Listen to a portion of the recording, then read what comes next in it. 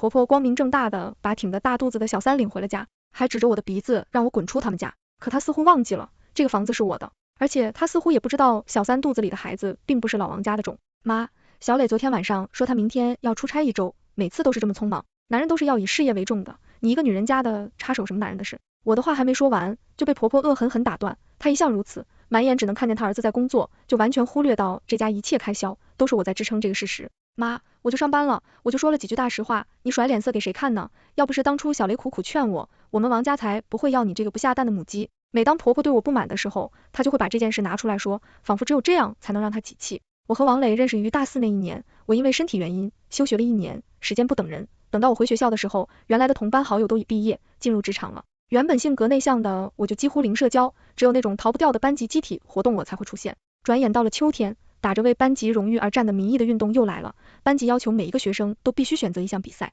而我因为从小运动神经不够发达，只能挑选难度比较小的活动参加，报名了女子4×400接力赛。到了我的这一棒，已经变成了第3的位置，在转弯处，我一个脚踝摔倒了，当时就觉得脚踝倒了起来，瞬间不敢动。摔倒的位置离王磊很近，后来得知他是大学时期出了名的热心肠，难怪当时第一个冲出来把我背进医务室，也是这一次让我们有了交集。第一次吃饭时我请客，王磊说不能占女孩子的便宜，下一次吃饭他请客，就这么一来二去，身边没什么朋友的我，越来越习惯王磊的存在，和他就自然而然的在一起了。交往中，我知道他妈妈老来得子，虽然家是农村的，但是对王磊宝贝的不得了，而且他们村就王磊一个考上了大学，他妈就更变成了一只骄傲的公鸡，觉得自己很有本事，生了一个厉害的儿子。毕业后，我决定留在连城，我是独生子女，父母并不希望我远嫁，他们表示也可以帮王磊安排好工作。王磊在见我父母的时候，表现得十分乖巧殷切，虽然爸爸并不看好他，但还是讨不了我妈的欢心。之后，他便提议要带我回老家，和他妈妈商量结婚的事情。第一次到他家，我被眼前的破装茅草屋惊呆了，没想到在经济发达到20世纪，还有这样的房子存在。王磊的妈妈提前得知我们今天回来的消息，早早的就等在了门口。等我们进门后，发现屋子里塞满了人。原来他妈妈早就在村子里把牛皮吹了出去，说王磊在大学期间教练成的女朋友一家为了把握住优秀的王磊，不仅安排了工作，连结婚的房子都不用买，全都由女方家解决。那一天，我像一个动物园的猴子一样，对村里的一群妇女们关上。不愧是城里的，这个皮肤真白，这个屁股可真翘，将来一定能生儿子。嘈杂的声音在我耳边炸开，维持虚假的笑容，让我脸僵硬无比。终于熬到所有街坊里都走了，他妈妈才把饭菜端上来。我一看那清汤寡水的2菜1汤，顿时失胃口。但是碍于面子，还是不停夸赞饭菜做的真可口。饭后王磊他妈表示想要嫁进王家可以，但是王磊他爸在他小时候就走了，家里就这么一个不鸟，所以必须在结婚3年内生儿子，否则就让王磊和我离婚。我听到这个话，当时就生气的蹭一下站了起来。王磊的妈妈脸色变了变，却也没再说什么。王磊安抚的拍了拍我的背，对他妈说，现在都是什么年代了，小柔不论生什么都是我的孩子，你就不要操心了。王磊当时信誓旦旦向我发誓，他会劝说他把改变老顽固的思想，婚后大事小事全由我说了算。当时沉浸在甜蜜婚后生活幻想的我，并没有去仔细思考，就和他稀里糊涂领了证，完成了婚礼。结婚刚过1年，有一天王伟突然和我说，他妈妈胃一直不舒服，想要来连城检查一下。我并没有多想，反而积极联系朋友帮忙推荐医生，在网上挂专家号。当时我以为他妈妈检查完没问题就会回老家，没想到打正，觉得我们小两口上班不容易，来照顾我们的旗号，就在我家一扎寨了。自从婆婆住进来之后，每天3餐我都没有在餐桌上看到荤菜，偶尔炒个鸡蛋，还要和我说，这在他们那时候都是坐月子才能吃到的补品。这些话我也只是听听，并没有往心里去。我问过王磊是不是没有给他妈买菜钱，所以家里才会吃得这么清淡，他却和我说，是因为医生说他妈年纪大了，需要吃得清淡点，让我体谅一下。我寻思正好就当减肥了，就没有过多计较。有一天公司下午突然断电，公司通知提前下班1个小时作为福利，我就直接回家了。没想到看到一向比我早下班半小时的王磊，正瘫坐在沙发上，大口大口喝着鸡汤。我刚要推门进去质问，就听到婆婆说，多喝点，赶紧吃完，趁着小薇回来之前全部吃完。结婚1年了，肚子连个响都没有，哪有资格吃这些有营养的东西？听到这些话，我转头下楼了。难怪一场胃口比我大许多的王磊，在他妈来了之后，每顿吃的越来越少了，原来都提前偷吃过了呀。本来还打算以实际行动打破传西男相处的传统，从这件事之后，我对婆婆就实在是难以喜欢起来了。挨过早高峰，终于到了公司，刚进办公室，杜峰敲了敲门，走了进来。学姐，怎么脸色这么差？晚上没休息好吗？我摇了摇头，问他有什么事情。他说最近庆论那边不知道为什么，只要是我们参与的竞标的项目，他们总是会出现在现场，虽然说对我们起不到威胁作用，但却有点恶心，就好像故意和我们对着干一样。我说这件事会去查一下，让他别放在心上，继续做好自己的工作。杜峰说，保证不负使命。不过学姐，如果有烦心事，可以和我说啊，何以解忧，唯有杜峰哦。我笑着摆摆手，让他先去做忙。杜峰却一脸严肃说，我是真的学姐，有事不要一个人承担，记得和我说，杜峰虽然喊我学姐，但其实和王磊却是同班同学。后来的着我休学1年，便一直死皮赖脸喊我学姐，说这样显得自己年轻一点。毕业以后，和我一起进入到上智，一路拼搏，成为企划部的黄金搭档。而王磊在我父亲的安排下，也成为了一家公司的不大不小中层领导。下班到家后，王磊出差不在家，婆婆应该去楼下跳广场舞了，也没有在家，难得的一个人放松时光。明明这套房子是自己父母买的，如今弄得仿佛自己是一个外人一样。嘟嘟嘟，打王里的电话没人接，真是奇怪。以前每次出差都会到了，和我报个平安，今天却一直没有消息。我又拨通了他的助理小李的电话，小李这头倒是很快接了电话，嫂子，你有什么事呀？你王哥今天就出差了，这一天没有动静我不太放心，询问问你，他有没有安全达到？出差啊？对，王哥安全到了，安全到了，下午还给我发微信来着。嫂子你放心吧。小李的反应明显不对劲，是在敷衍我，但我也只能等王磊回来，再看他在搞什么东西。处处躲着婆婆，安全过完7天，王磊回来了，晚上洗完澡在床上的时候，他转过身抱住我，老婆，我一下子离开了7天，你有没有想我呀？不知为何，看着他那凑近的脸，心里突然没有来的犯恶心，对他说道，今天有点累了，早点睡吧。王磊嘀咕了一句扫兴，便背过身去，不一会打起了呼噜。我悄悄地拿过他的手机，很棒，他还没有更换密码，打开通话记录和短信，发现并没有什么异常。翻到微信时，突然看到一个备注供货商张总的名字，吸引了我的注意。与这个名字不符的是，头像是个浓妆艳抹的美女。我点进去，看到王磊向他发送的订酒店信息，以及亲密喊他宝贝的聊天记录，甚至还让他洗白白等着他。原来所谓的出差，竟然是出到了酒店。这几年真是能力没有长，花花长子倒是长了不少。他似乎忘记了，如今得到的一切是靠谁的帮助，我能给你，自然也可以拿回来。得知的事情的真相，突然觉得和王磊躺在一起都是一件恶心的事情。我决定晚上到公司加班，悄悄穿好衣服，拿起文件。路过客厅，听到婆婆的呼噜声，我心里不禁自嘲，这个家里只有我这个外人，睡不着了。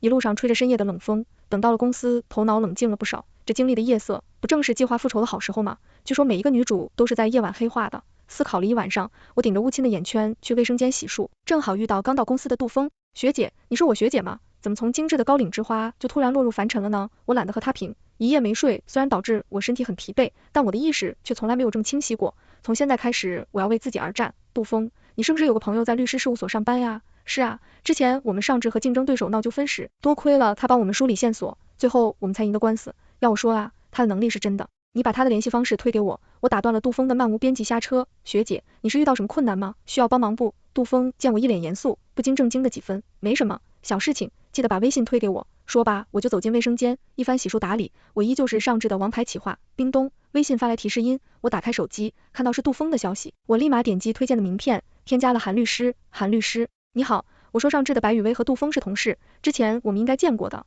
我想咨询一下。如果一个男士婚内出轨，那么有办法让他净身出户吗？在法律上显然是行不通的，只能当事人主动愿意净身出户，才有办法实现。婚姻法居然还给这种人渣留了一条生路，看来只能靠我自己了。当天我在京东下单了一个监控，想要彻底打败敌人，必须要深入了解敌人，我倒要看看这对两面三刀的母子背后到底会搞什么花样。下午快递到了的时候，我算了一下时间，正是婆婆出去跳广场舞的时候，我立马开车回到家中，将监控装在了客厅电视机的下面。为了尽快看清他们的面目，这家我决定暂时不回了。喂妈，我这几天公司比较忙，就先不回去了。忙？你一个女人家的，不想再在家相夫教子，天天出去抛头露面，真是丢尽了我们王家的脸。我先忙了，就先挂了。我直接挂掉了电话，真不知道今晚他又要怎么在王磊的面前编排我了。到了下班时间，我打开监控，看到王磊刚进家门，婆婆就跑到他跟前，扯着喉咙喊道，你那个媳妇现在可长本事了，连家都不回了，生不出孩子不说，还不知道顾家。我就说这种女人应该趁早离婚，你就不听。哎呦妈，我不是和你说吗？我现在还不能和他离婚，公司马上就要晋升了，我还得靠他爸爸帮我一把，等我事业成功了，自然就把他一脚踢了。王磊这算盘倒是打得不错，利用完就丢弃嘛。我以为他已经很无耻了，但没想到无耻到了一定地步后，就会变得没有下限。妈，我早就跟你说了，我并不爱他。大学时候要不是你成天和我说要弄一个连城户口，我才不会和他在一起，一点情趣都没有。哎呦，乖儿子，你这是在怪妈妈，我这一切可都是为了你好啊，我怎么敢怪你呢？对了，妈，你还记得林默吗？他2个月前到连城打工，托我帮他找关系。哎，几年不见，他真是出路的越来越漂亮了。林默那个狐狸精，是不是来勾引你了？我跟你说，随便玩玩就好，别动真心。林默，看来这人连婆婆也知道，还真是知子莫如母，知道他儿子根本不是个老实本分的人。喂，杜峰，帮我调查个人吧。电话那头杜峰迟疑了2秒钟，学姐，你果然是遇到的事情吧？为什么不和我说呢？你要相信你学姐的能力，我是可以搞定的。如果我真的遇到麻烦了，肯定会先和你说的，不是说我有多强大，内心有多坚强，而是杜峰这几年一直在我身边，我亲眼看着他拒绝了无数优秀女性，慢慢成为了冷冰冰的黄金单身汉，可是在自己面前却依然插科打诨，难道真的是把自己当成姐姐了？成年人的世界哪有这么单纯？如今的我又哪里有资格呢？那你要调查谁啊？我来帮你联系一家圈内比较有名的私家侦探吧。一个女生叫林默，年纪应该和我们差不多吧，我要知道她的工作、生活等一切经历过往。林默，这个名字怎么有点耳熟？行，学姐，你等我的消息吧。到了晚上，电话突然响起来，我以为杜峰已经到了这么神速的境地，没想到却看到了王磊的名字跳跃在屏幕上，心里暗暗觉着晦气，但又想看看他究竟还要演什么把戏，便把电话接通了。怎么了，老婆？听妈说你今天晚上不回来了。是的，工作太忙，回家加班，又影响你休息，我就在公司凑合一下好了。好吧，那老婆你要记得按时吃饭啊，工作再忙也得保重好身体，不然老公会心疼的。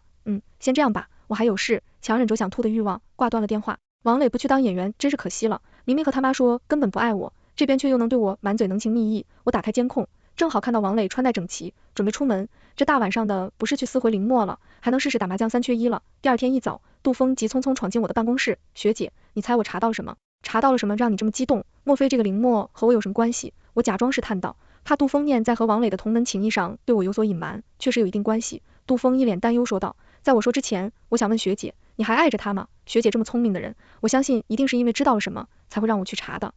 或许几天前还爱着吧，但是看清了一个人的真实面目后，由爱变成恨也是很快的。那我就和学姐直说吧。难怪那天我听到林默的明转书，王磊在上大学之前交了一个女朋友，这个女生因为高考当天晕倒在考场，所以没有考到连城。据王磊说，这个女生后来因为异地待不住寂寞，就和他分手了。当时王磊郁寡欢了好几天，为此我们宿舍几个哥们轮着安慰了他好几天，倒没想到他以前还是个深情种，当时我们都觉得他挺重情重义的。可是我今天看了结果之后，发现王磊可是不简单。根据调查，这个林默在大学时对王磊一直情深意重，可是后来王磊突然把他甩了，为此林默还去他家找过他好几次，可是都被王磊他妈给撵出来了。显而易见，婆婆觉得自己儿子上连城的大学，这个乡野出身的丫头配不上王磊了。也不知道婆婆怎么叫所有王磊，没准现在同样的计谋也用在了自己身上。后来这个林默在大学里发愤图强，大4也是以优秀毕业生的好成绩，从江州科技大学毕业了。毕业后的林默入职到江州的一家广告公司，本来工作很顺利，可是因为他的长相很出挑，被他领导看上了，小姑娘又急于求成，就半推半就从了领导。杜峰继续说道，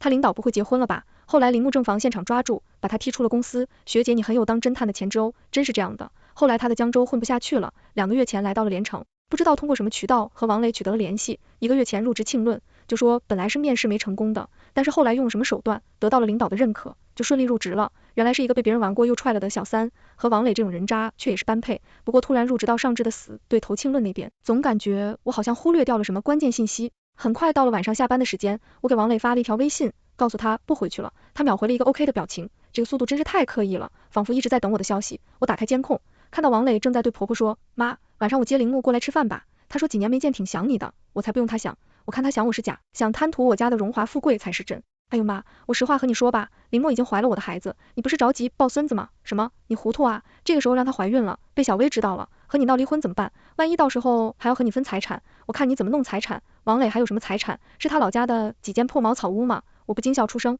你先把林默带回来吧，虽然这个狐狸精我不喜欢，但是毕竟肚子里是我的孙子，我去买几个菜，给我孙子补充一下营养。说吧，婆婆就和王磊一起出门了。我看着手边的化验单，脸上的笑容不觉露出笑容，事情可真是变得有趣了起来。大约过了1个小时，王磊带着林默回来了，婆婆这次也是难得大方，做了一桌丰富的饭菜。阿姨你好，我是林默，几年前我们见过的。好，哎呦，小默真是越长越漂亮了，我们小磊真是好福气呀。看着屏幕前这其乐融融的一幕，我瞬间觉得一股怒气直冲头顶，直接关掉视频，不想看到这些让人作呕的画面。下班后，我给杜峰发了微信，为了感谢他这么给力的支援，请他一起吃个晚饭。到了餐厅，杜峰体贴地帮我拉开座位，在点菜时十分绅士的先问我的口味。和王磊在一起这么久，似乎一直都是他一个人决定每次出去吃什么，这样一看，自己已经很久没有享受到被照顾的感觉了。王磊的事情，你别气坏了身体，他这种人根本就配不上你，学姐。其实我这么多年，杜峰，我现在还没有心情去考虑其他的事情，而且我一直觉得你是一个很好的弟弟，有你在我身边，我真的很安心。我怀疑刚落，杜峰的脸色暗了暗，反正学姐，无论发生什么，我都会在你身边的。杜峰拍着胸口保证道。对了，取得林默的联系方式应该不难吧？周六帮我约他出来一下吧，以你的名义，可以说是工作上的事情，不要暴露我。杜峰没有问我想做什么，直接答应下来，这种给力的队友真的是太香了好吗？吃完饭回公司的路上，我补通了爸爸的电话，爸，这次小磊的晋升的事情，你别插手了。他说想靠自己的能力去拼一下，就他有什么能力？对王磊一向不看好的爸爸，语气部分的说到最后晋升失败，跟着吃苦的还不是你。阿佑放心了，你女儿心里有数，偶尔我们也要相信她一次嘛。杜依你，我还懒得插手呢，现在还不是让父母知道事情真相的时机。当初我不顾反对嫁给了王磊，婚后多靠父母的帮助，才让王磊得以在这个城市混得还算风生水起。如今的事情被他们知道了，一定会大失所望的。我也不想让他们跟着操心，还是全部解决好，再和他们说吧。我算了一下时间，王磊公司的晋升在这个月底就会出结果了，我需要抓紧时间啊。到了周六，我提前到了约定的餐厅等着林默，不一会林默进来了，可以看出来运气让他整个人变得憔悴了不少，只能靠浓妆艳抹来掩盖憔悴的脸色。我走上前去，你就是林默吧？我是上至的白雨薇，白雨薇，这不是小磊的老婆吗？林默小声嘀咕，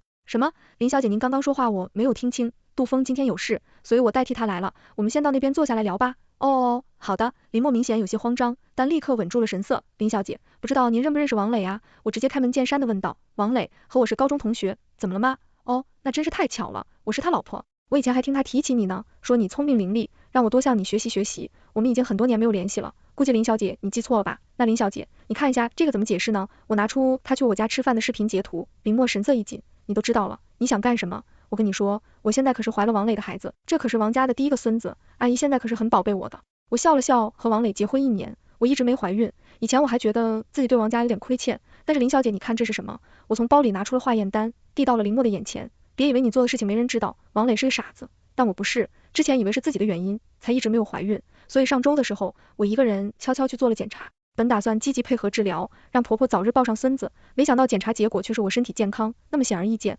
问题是出在了王磊那边，现在看来他也是罪有应得，我1年怀不上，怎么到你这几次就中？总不能说是林小姐你是被上天选中，命里注定要为王家开花伞叶的吧？怀上了就是怀上了，就是说明我运气好，你什么意思？哦，那不知道林小姐还记不记得江州的赵总呢？林小姐，不会当初是想靠肚子上位，可惜赵总其实是吃软饭的，林小姐的肚子在赵太太那边完全起不到任何作用吧？你到底知道多少？你想要干什么？林默的脸上露出十分慌张的神色。王磊这种人，你喜欢就拿去好了，你想要顺利嫁给王磊，我也可以助你一臂之力，但在这之前，我需要你为我做点事情。此时林默早已没有了最开始的嚣张跋扈的气势，你想让我做什么？如果是损害到王磊的利益的事情，我肯定不干。这种时候还在我面前想要维护王磊利益，真是搞笑。看起来这个林默有点脑子，但是不多。相信你还记得你以前是怎么被王磊他妈妈嫌弃的。实话告诉你，当初他妈妈也是看上我的条件，才会同意这门婚事。说着，我把我的车钥匙放在桌上。据我所知，王小姐，你现在唯一的资本也就是肚子里的孩子，但是万一他妈妈拖着你呢？王磊等得起，可是你的肚子等不起哦。生下孩子，去母留子的事，我想他妈妈可是能干得出来。我继续说道，不会的，王磊答应我，等他升职了就和你离婚，然后娶我进门。林默急忙辩解道，承诺又值得被相信几分呢？不如这样，这个婚由我来提，这样林小姐才能更安心等着嫁入王家。你的条件呢？很简单，我直接提离婚，王磊的妈妈一定会对我不依不饶，让我拿出更多的资产分给王磊，但是如果王小姐可以帮我稍微拍摄几张你们在一起的证据，那我就有资本和王磊谈判。你放心，属于王磊的我1分都不会拿走。你说真的，小磊的钱以后都是我的，如果你敢有非分之想，我就把今天的事情说出去，真的，我们一言为定。王磊有什么狗屁资产，我说了不分割他的财产，但我可没说我不会把属于我的拿回来。和李墨分道扬镳后，我驱车回到家中，几日未回，婆婆依旧是摆着一张臭脸，而王磊还在房间玩游戏，倒是十分自在。老婆，这几天没回来，真是太辛苦了，等会我来妈做点好吃的，给你补补。我走进房间，王磊头也不抬的对我说，没事，不辛苦，别麻烦妈了。哦，对了，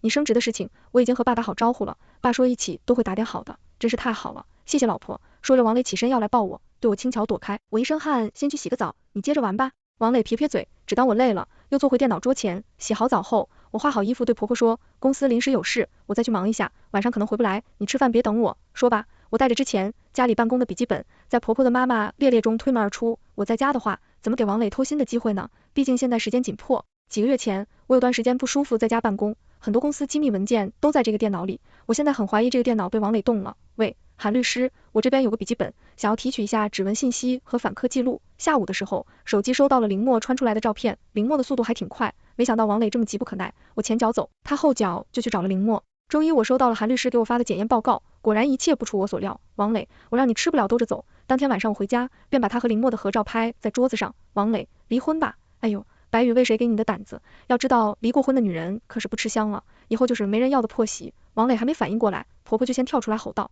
和先不说我是不是破鞋，林默这个破鞋你们王家不是抢的要，离婚就离婚，但是所有的财产必须要做好分割，你们也没孩子，这个房子也卖了吧，钱需要和小磊对半分。妈，你似乎忘了，这个房子是我和王磊结婚，我爸妈送给我的礼物，这可和你们王家没有关系，礼物怎么了？那不也是送给你们俩住了吗？就是夫妻共有财产。面对婆婆的胡搅蛮缠，我把目光转向了王磊，此时他好像没有缓过神，本来打得很好的如意算盘，怎么就突然变成这样了？别谋划来分我的东西，不如让王磊来看看这是什么。我把笔记本的检验结果拍在桌上，王磊看到纸上的内容后，惊慌了一把拿过去，之后神色大变，你是怎么猜到的？毕竟我的身边除了你，没有人会做这么恶心的事，拿着我的东西去给林默当跳板。王磊你可真贴心啊，我只是觉得你这些资料没啥用，才有没有用也不是你可以说的，要知道窃取别人公司的机密可是要被判刑的，你总不想你的孩子一生下来就没爸爸吧？那你想怎么做？你和小磊在一起这么久了，验的旧情也不能把他送进去啊。婆婆明显没有之前硬气，验着什么旧情？是你偷偷给王磊开小灶的旧情，还是王磊在外面偷腥的旧情？既然你们自己不要脸，我何必还要帮你维护？很简单，明天上午王磊拟好离婚协议书，自己净身出户，否则别怪我无情。净身出户，家里的很多东西都是我的工资买的呀，我得把属于我的拿走。你的，你连工作都是我爸安排的，没有我，你狗屁都不是。况且你还做了对不起我的事情，如果被我爸知道了，你觉得你的工作还能继续做吗？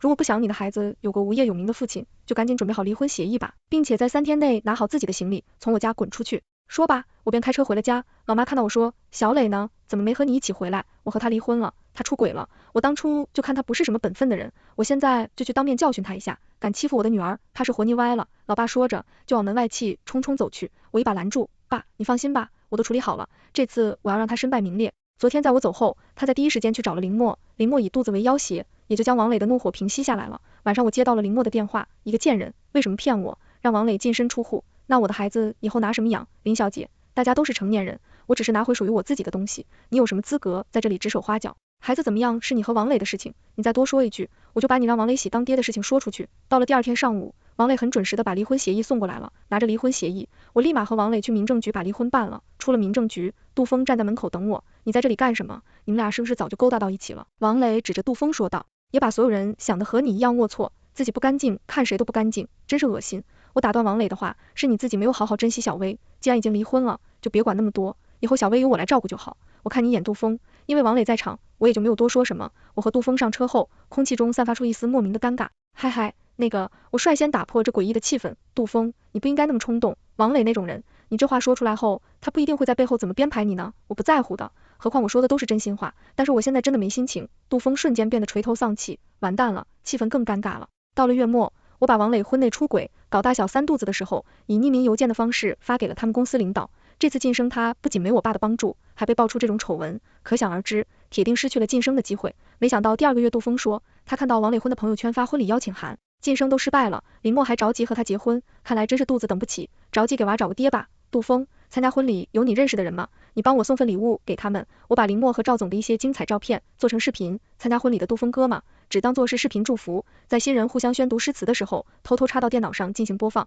哇，这是什么精彩画面？快拍下来，发到网上指定爆火，新娘子玩得挺开呀。听说新郎刚离婚，原来着急穿破鞋呀。后来杜峰的哥们说，当时现场直接炸掉，王磊和林默的脸上浮现出吃了屎的表情，而王磊的妈妈匆匆把客人送走，急忙结束了婚礼。那么爱面子的人，这次因为林默吃了这么大的哑巴亏，相信等孩子生下来后，林默的日子不会好过了。转眼酸日子也到了，林默也快到预产期了，是时候了。我在手机上拨通了110，喂你好，我要报警，有人窃取我们公司的机密。王磊被抓走的当天，林默一激动直接进了医院生孩子。王磊他妈找上门的时候，顶得满头白发，一下子沧桑了不少。你个贱人，当初说只要小磊净身出户，你就不会告他，说着冲上来就要打我，终究他是个老人，被我灵巧躲开。我这可是在替你教育儿子，今天我绕过他，万一以后他再手脚不干净，吃了大亏可怎么办？你个蛇蝎心肠的女儿，现在我儿子进去了，林博被你气得胎心不稳，我的孙子现在有遗传性心脏病，一切都是你害的，你快点拿钱出来赔偿吧，医院等着交钱呢。你孙子生病和我有什么关系？总不能喝水也死了，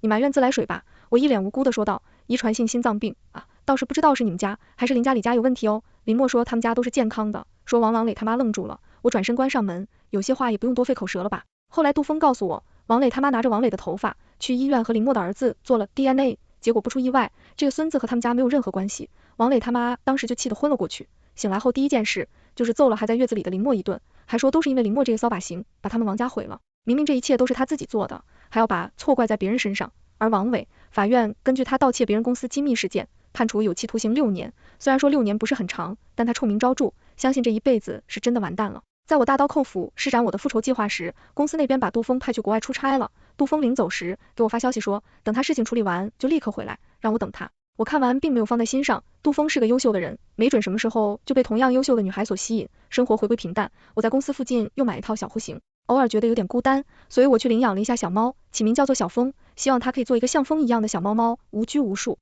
有一天下班，刚到家门口，听到有人喊我，学姐，以后上班一起走呀。我转头，杜峰一脸笑容，站在楼下对我喊道，你怎么在这？事情刚处理完，我就来和你做邻居了。哦，对了，我家就在你家对门，有空来做客呀，我做饭手艺一级棒。我低头笑了起来，日子好像也不是那么枯燥了，全文完结。